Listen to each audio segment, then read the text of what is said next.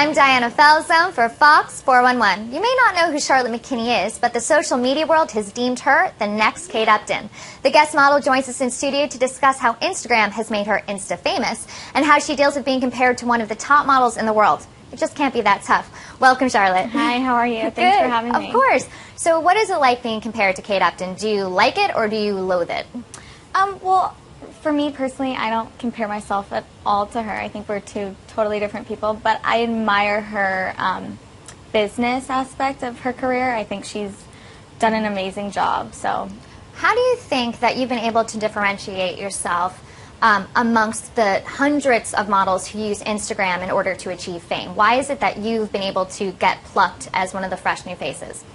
Well, for a while, I was having trouble with agencies, and no one really wanted to sign me. Had some agents, weren't very pushy, and so I took Instagram kind of like, this is my portfolio, I'm gonna work it. So I just kind of, anything that like new work, I would just throw on there, and so I really made it more of like a portfolio than just what I'm eating. So do you think that using your modeling pictures on Instagram allowed you to gather a fan base, and that fan base was essentially what got you signed? Yeah, I mean, I remember asking one of my agents, like, hey, is this Instagram thing good for models or is it bad, Yeah. They're like, no, keep doing it. There's Heidi Klum or whoever has millions of followers and it doesn't hurt them. So I was like, okay, so I kept with it, and I think it definitely helped, yeah. Now, Kate Upton said she would never pose nude. What's your policy on nudity? I mean, I believe there's a time and a place for it. I don't think I'm ready for it. I've definitely got asked to do Playboy, there's a magazine, Treats, it's nude. I'm away from it for now. I mean, unless along the line, Vogue or something amazing. But for now, no. So artistic nudity, okay. Yeah, it depends who you're shooting with and the way you do it. Right. I mean, I've admired gorgeous pictures of, Kate Moss nude.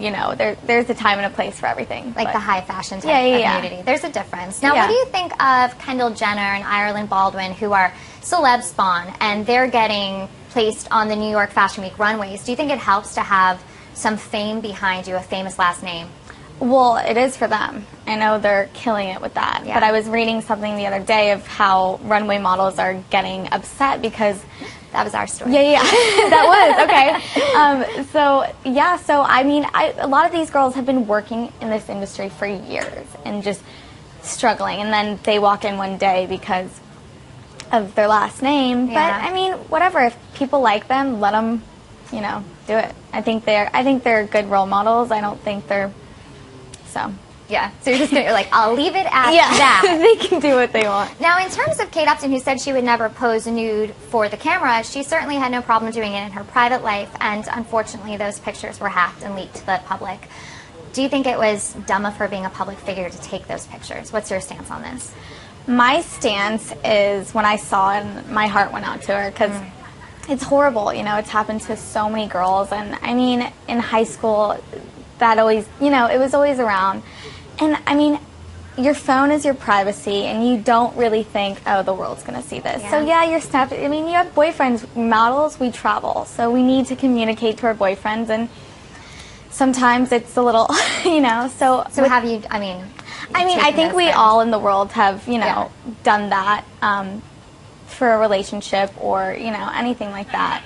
But if anything, to me, it's more sad than... it's tough. In going out in public after something like that it would be awful. Will it make you think twice if you've done it? Or were you worried, like, I could be the 101 celebrity girl who gets on this list? No, it definitely makes you kind of, like, go through your phone and delete some things. But, yeah, but they can go back into those archives now, which is crazy. So, hopefully,